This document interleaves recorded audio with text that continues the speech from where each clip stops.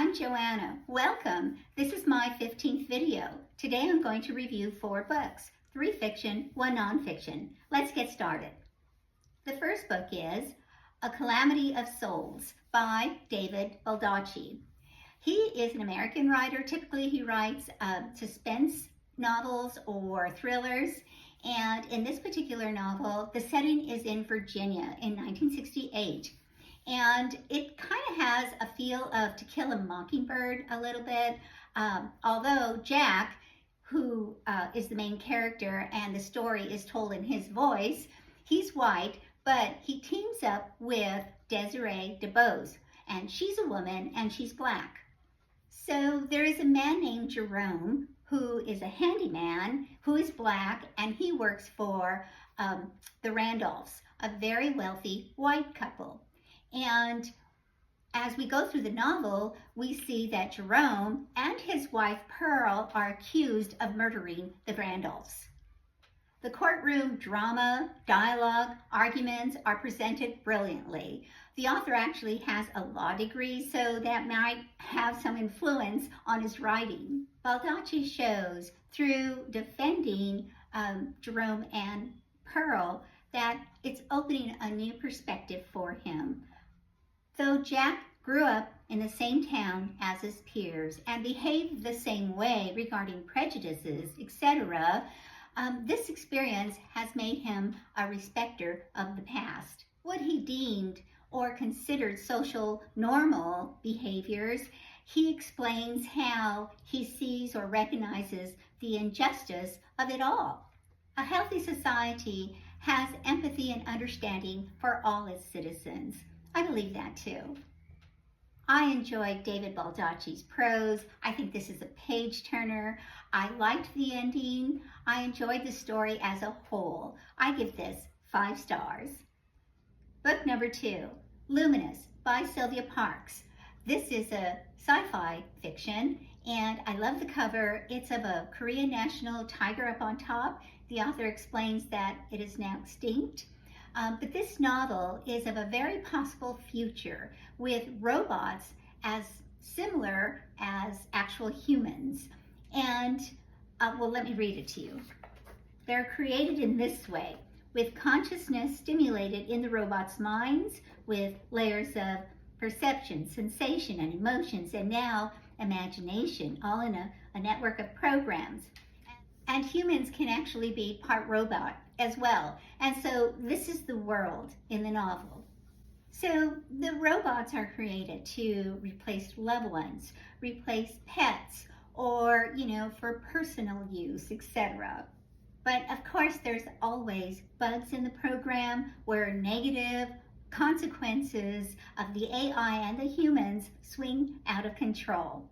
It is kind of creepy. I do wrestle with the humanity/morality question of the robots. There's quite a bit of abuse both ways with the humans and with the robots. So I guess the plot is there's this Korean family who create robots. This child robot goes missing. So there's a hunt for the robot. However, the robots at large are constantly being reprogrammed. So they're having difficulty finding their child robot.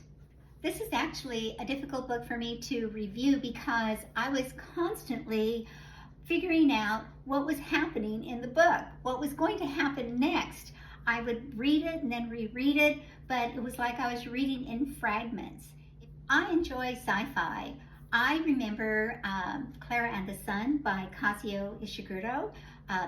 Same concept with robots, but I enjoyed that book immensely. The prose drew me in so strongly. I was not comparing Luminous with Clara and the Sun while I was reading it, but it did remind me of how much I was enjoying that book and working so hard to get through this one. And so I like the concept, but this reading was a bit dry for me. I give this a 3 star.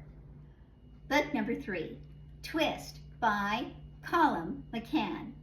In this novel, the main character is Anthony Fannell, and he's from Ireland. He's divorced and he is estranged from his son. He is also, let's see, a writer, playwright slash journalist. Okay. And so the story is told in his voice. So he gets an assignment in South Africa where he's going to write about a ruptured optic cable under the sea. And turns out that this optic cable is what carries 95% of information data. I thought it was all in the cloud. So he writes about how the cable got ruptured and how it is getting repaired. The author writes so vividly on the process of repairing this cable. That alone is worth the read, but that's not the story. So the other character is Anthony Conway, and he's also an Irishman, and he is in charge of the divers and the welders on the boat. And Anthony meets him, and he's also introduced to Conway's wife, Zanelli, who is a South African, and the twins.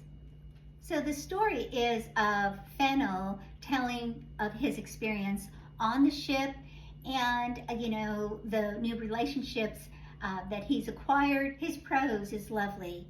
I'll give you an example. I liked watching the waves even more than the sky. White horses, I called them as a child. The raw edge of the rolls, they shied or reared, lowered their heads, charged and galloped on a sort of hypnotic dance. They clashed, intermingled, overtook, passed through one another. I could watch their complications for hours on end. I believe this author can write on any subject, and we will get a masterpiece. His writing is brilliant, graceful, beautiful, and intense. This book is a 5-star, hands down. Book number 4, my nonfiction book, Everything Tuberculosis, The History and Persistence of Our Deadliest Infections by John Green.